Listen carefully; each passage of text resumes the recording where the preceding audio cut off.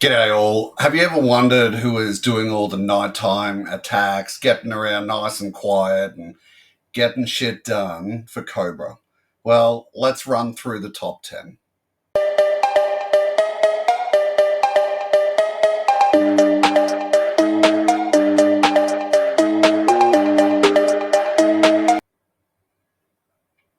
G'day all. Welcome back to Frostbite's G.I. Joe Repro. So I was sitting here the other day just thinking, what everyone loves is the cool, quiet, stealthy dude getting around and just getting shit done for their organization. Um, prime person for this being Snake Eyes. And then I wondered, well, who's actually doing it for Cobra? So I went into research mode and had a little look around, and these are the 10 that I come back with. These 10, they're in air, sea, and land, um, and they're just really specialists of that stealthy attack type trade. They're the people that when you don't want to blunt force something, you're not sending your Saw Vipers in his tanks. You just want to send one or two people in to attack a base and achieve your objectives. These are the guys you want to send. So I've done a top 10 list. The list is not in priority order. It's just a rough order of how I felt, how I'd go with it. So you can let me know in the comments if you think one is more stealth than the other, or if you think I missed anyone on this list. That's important to me. Let me know who I might have missed. I'm pretty sure I got all the top 10 of the guys that can do stuff quietly. So yeah, let's crack into this. And we're going to start with Storm Shadow. Now, just as an aside, I found this sweet ass artwork here on the left of the slide. I hadn't seen anything like it before, and I just really liked it. So yeah, it's cool. And see in the picture, in the middle part, we've got the original mock for Storm Shadow. And then off to the right, we've got, one of the older pieces of art, I believe. But yeah, either way, we've got some form of white costume on him. From his file card, so his birthplace was classified, primary specialty is assassin, and secondary specialty is an intelligence. Storm Shadow can trace his family history through 30 generations of assassins. He can scale sheer walls with bare hands and feet, moving with blinding speed, and also endure unspeakable hardship and pain. He's a qualified expert in longbow, samurai sword, throwing stars, nunchucks, and is an 8th degree black belt in 5 martial arts. So the great ninja assassin clans disappeared 100 years ago. If they were wiped out, nobody took credit for it. And if they're still around, who are they working for? That's the information from the file card. The figure for this, because we're mainly talking about the characters, right? The figure for this was first released in '94, and that was the V1 base figure that you can see on the slide in the middle there. It come with an assortment of weapons. So, the things that I sort of like with Storm Shadow, generally, the figures that have come for it, I really like the V1s and the V2.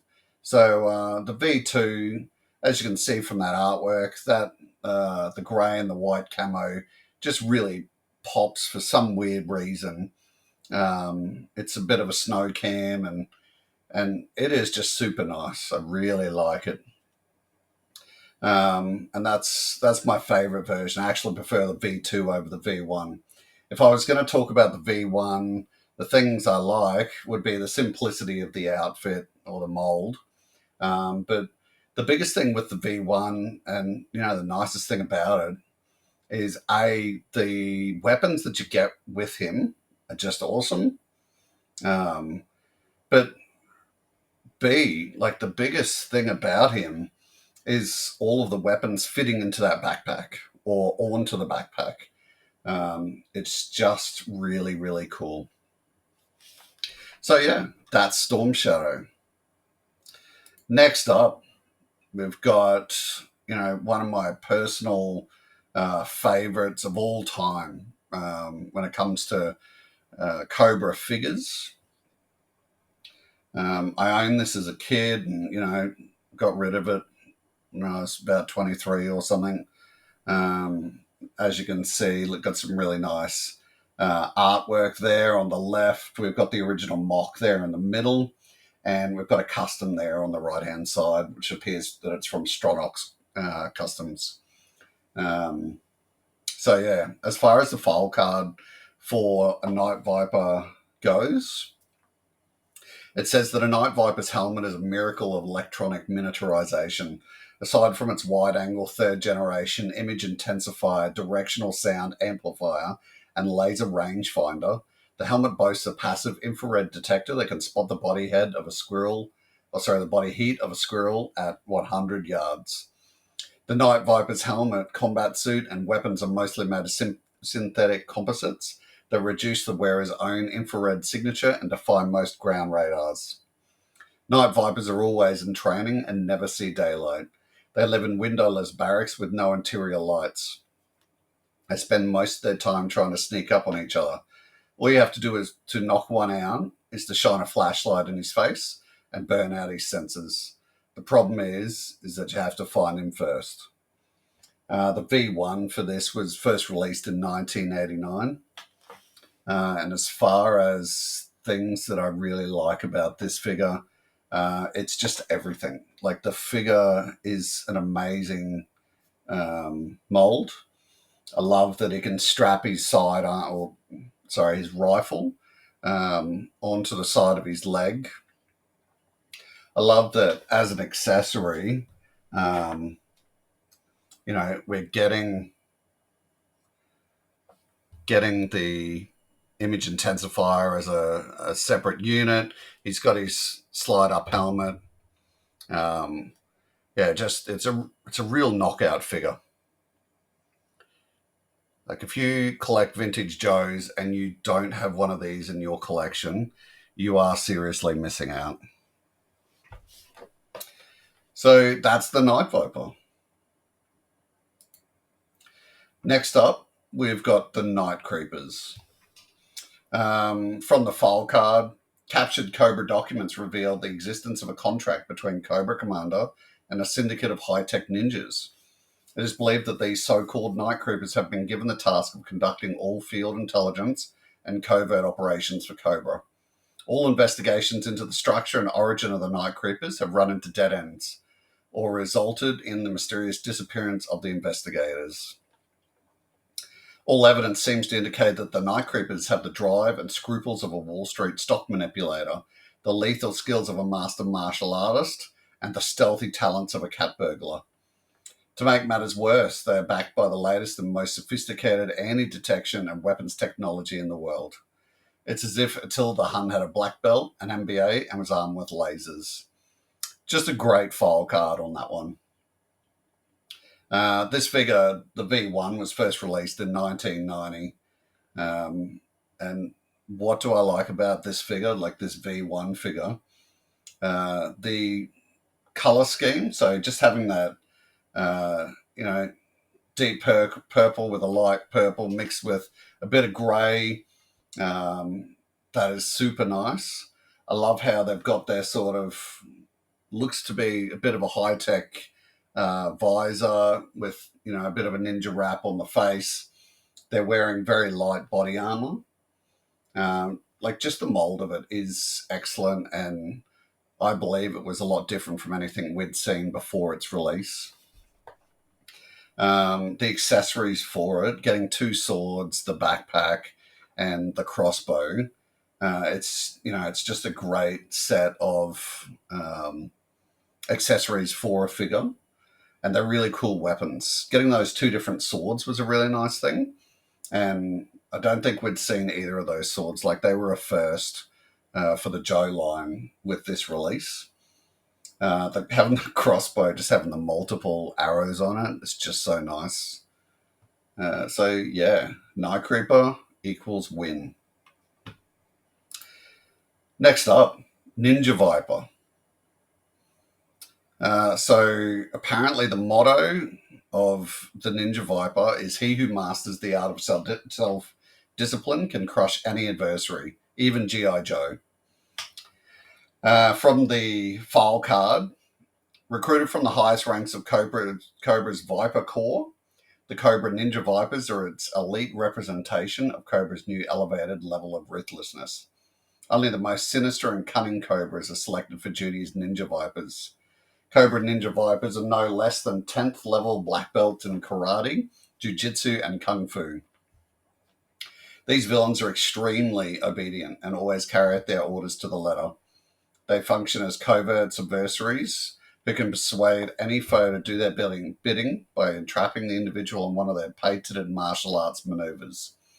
If given the opportunity, Cobra Ninja Vipers could wreak havoc worldwide to seriously damage G.I. Joe's global operations. So we first saw a Ninja Viper in 1992. What do I like about this figure? The color is unique. It's a teal color. We hadn't seen a pure teal figure prior to this coming out. And yeah, the accessories are simple. They're just they're just so nice. Like the accessories that you're getting with this figure in particular.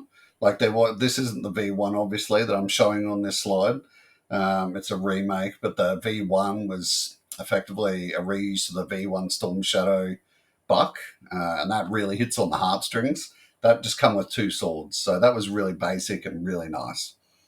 But yeah, as you see with further reiterations of this figure, you're just getting more and more nice accessories with it.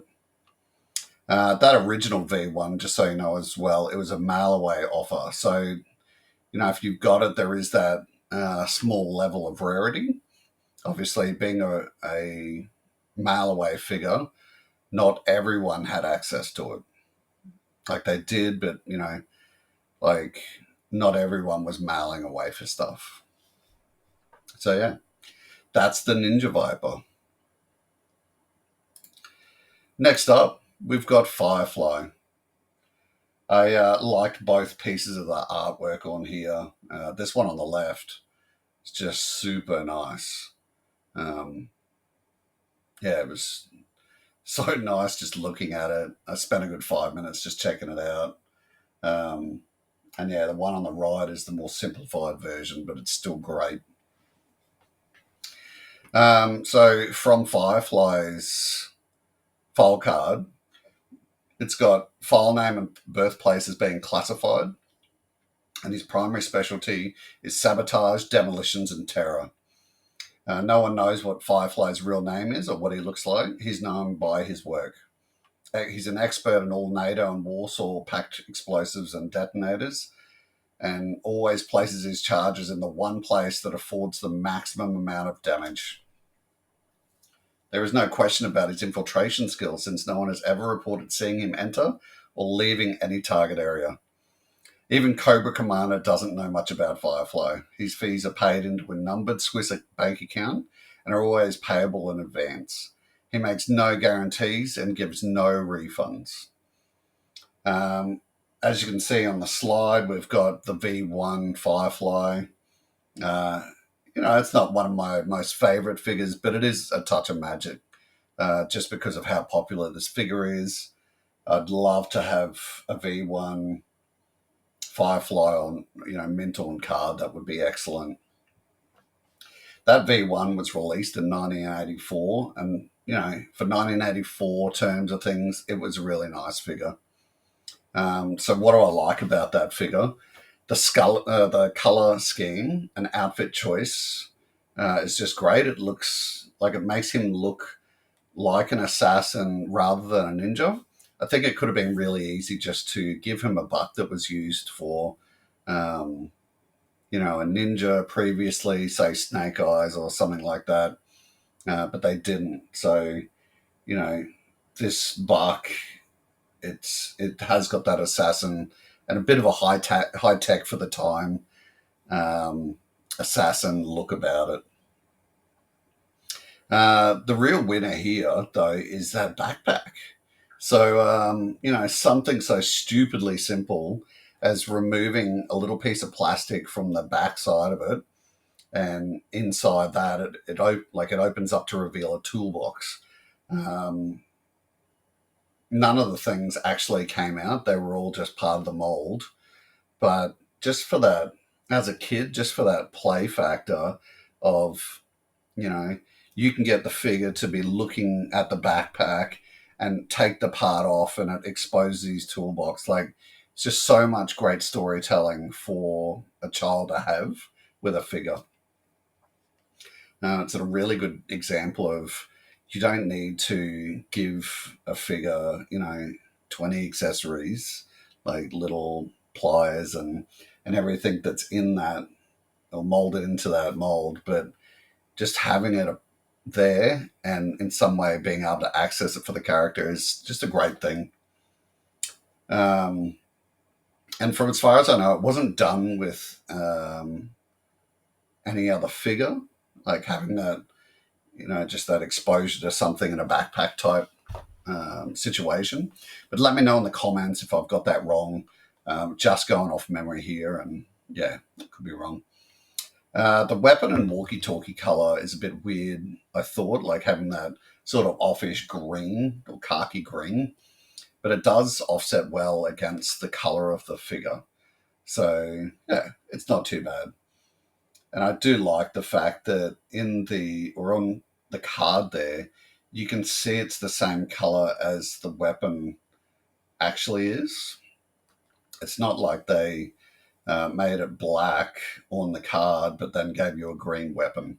They were both green, which I think is just a nice detail. So yeah, that's Firefly.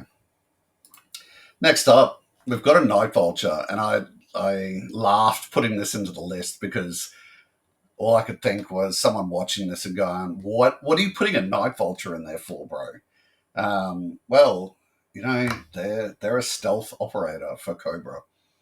Um, So let's just go through the file card quickly. So Night Vultures are the airborne, covert, insertion, and recon specialists of the Cobra Legions. Given no formal training, the candidates for the Night Vultures program are dropped with their gliders from transports over shark-infested waters at least 5 miles from land. Whoever makes it back is awarded the Night Vulture badge and gets to keep the personal effects of the dropouts. Every badge wearing Night Vulture knows that he can coax at least 5 miles out of his glider and that he has a will to survive. This makes them extremely efficient as recon scouts since they can glide silently at extended ranges and be careful enough not to get caught. Their worth as covert insertion troops is in doubt because they might be smart enough to fly in the opposite direction of the mission if it's too dangerous. What a great file card. Basically saying that every time they fly, um, they're, they've got their lives as their priority, which, as you would, but when we're hearing file cards say that they're extremely obedient or blah, blah, blah, and these guys just don't want to end up as shark food during training. That's pretty funny. This figure was released in 1991, and what do I like about this?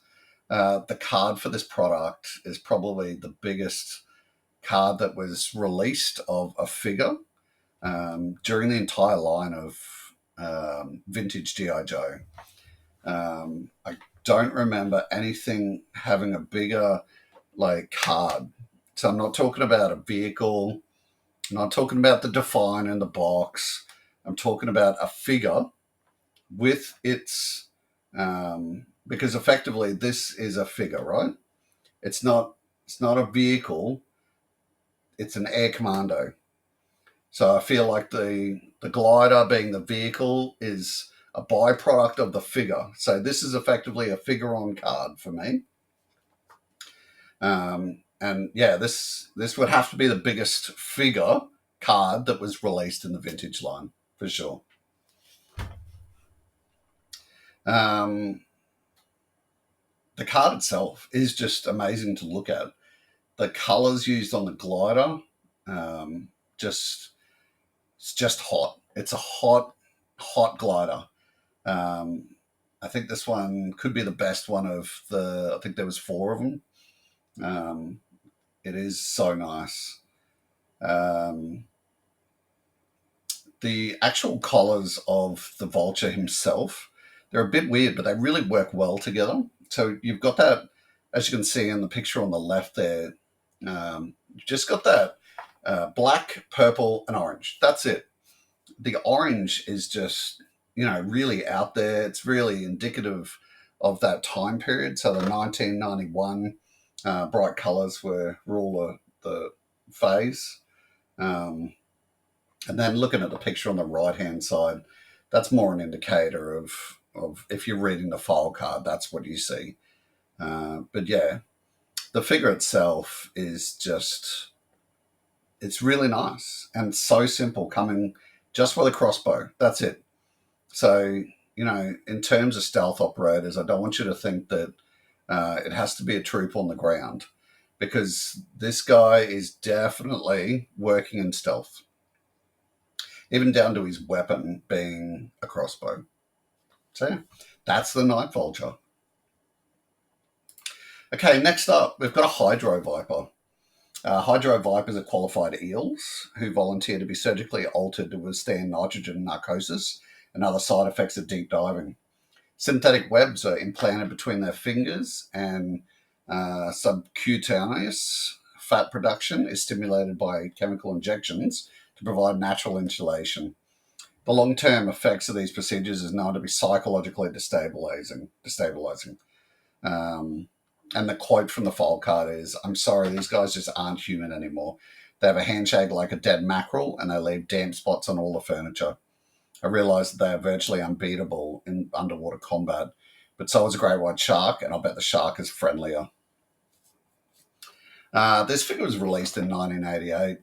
That 87, 88 period of the vintage G.I. Joe line was just pure magic. It was just great. We have done a video previously as one of our Tuesday night lives, and it was Heaven in 87.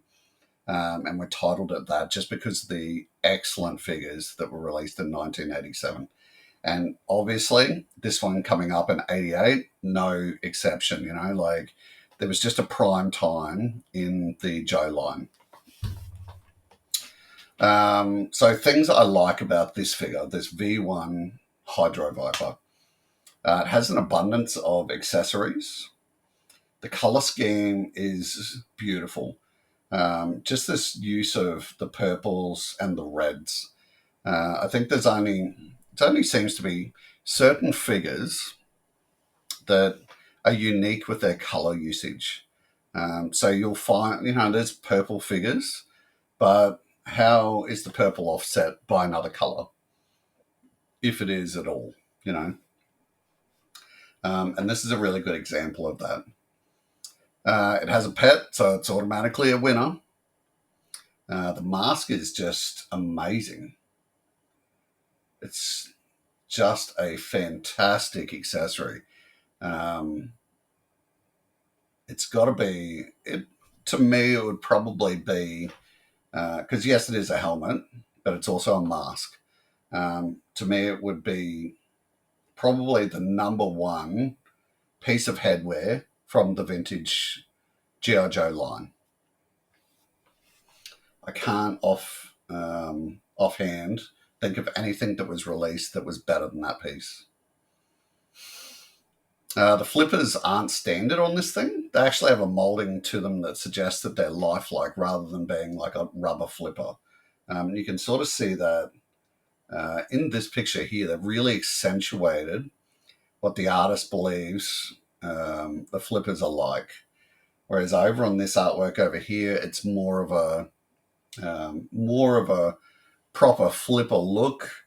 But yeah, when you check out the actual pieces, excuse me, it looks like more like this one on the left hand side.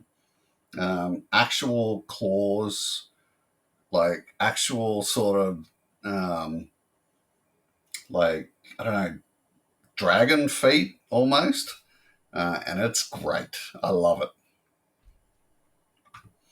So yeah, that's the Hydro Viper. Next up, we've got Undertoe. We've talked about Undertoe in a couple of our different specials, one recently being the pets with his Barracuda, and another one previously talking about the troops of Destro.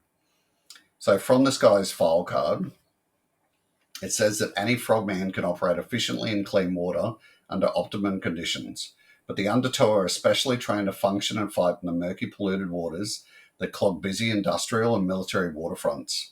His wetsuit is made of a non-toxic, anti-corrosive material.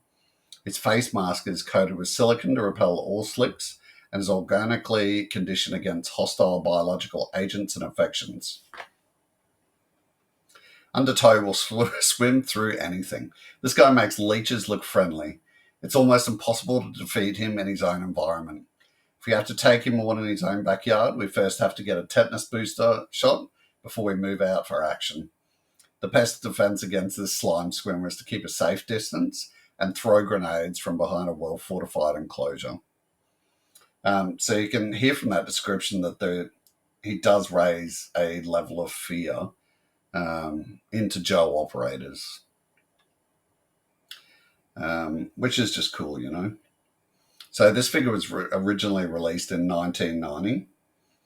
And the things that I like about this, it comes with the abundance of accessories, including the Barracuda, which is a pet. You know, this is probably one of the less great pets that you can get through the Joe line, but it's still a pet. And imagine this thing, like, because Barracudas aren't friendly.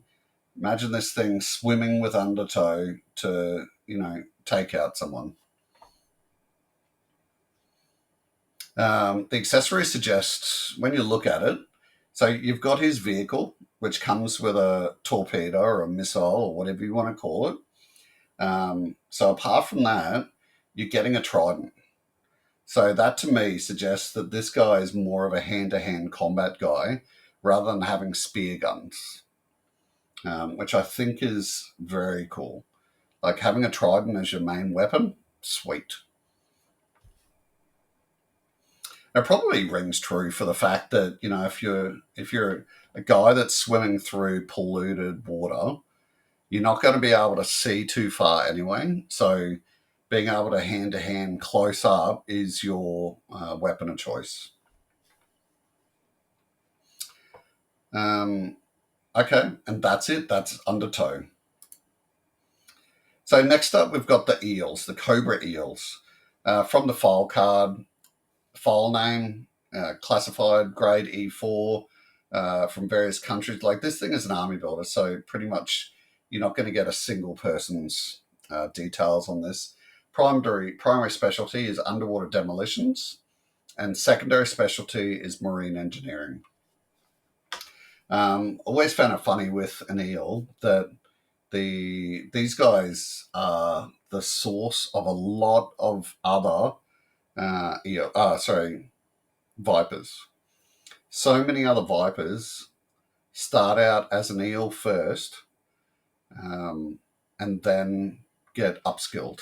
And we did a special on how to become a viper, and you know, I mapped all this out, and it was super interesting to see how it all works. Okay, so from their file card, it says that eels are the underwater demolitions specialists of the Cobra Legions. They man and operate the Cobra Marine outposts disguised as offshore drilling rigs and augment the crews of larger Cobra naval vessels.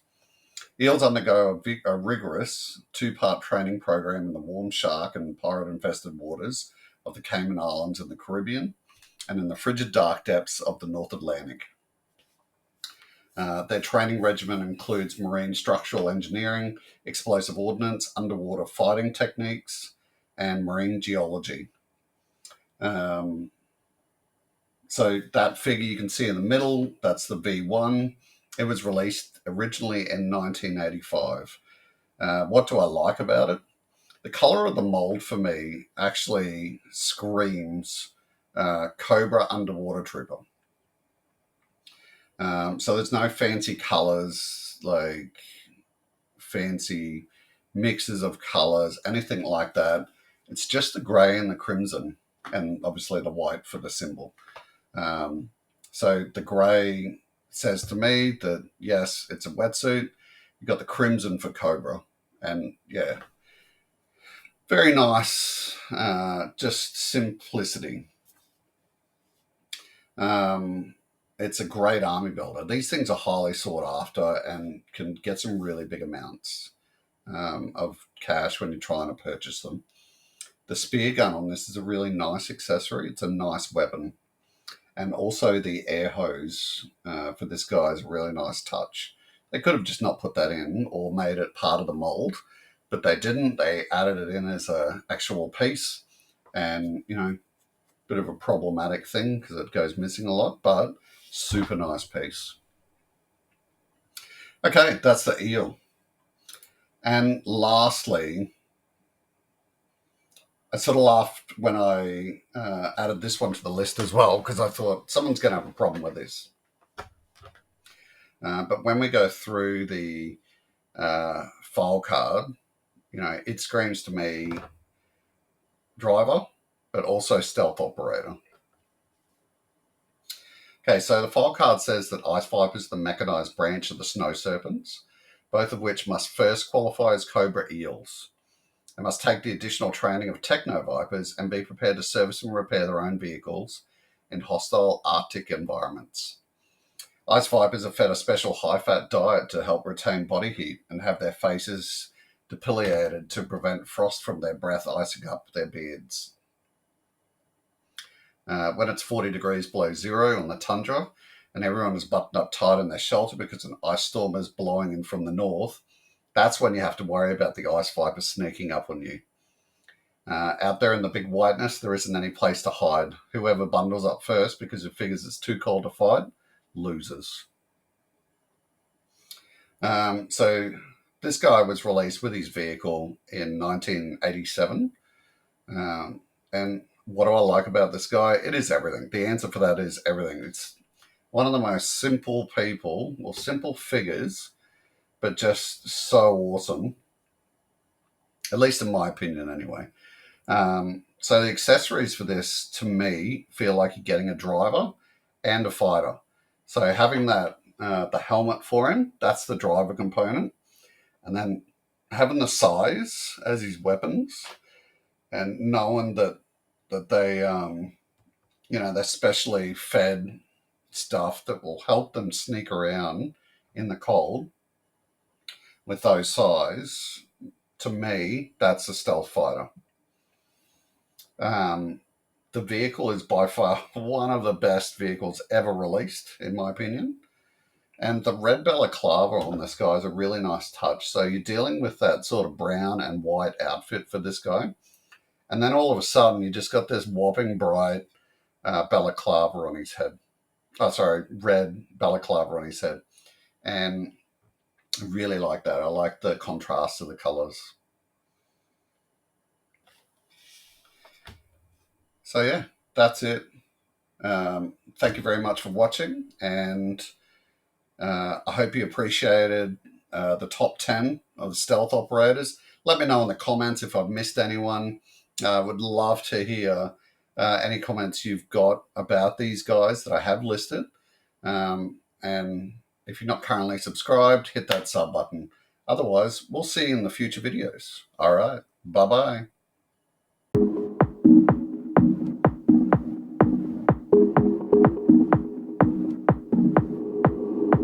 I'm only here for the party. Trust me, we just getting started. The sound, the vibe, I feel so alive. I'm only here for the party. Trust me, we just getting started.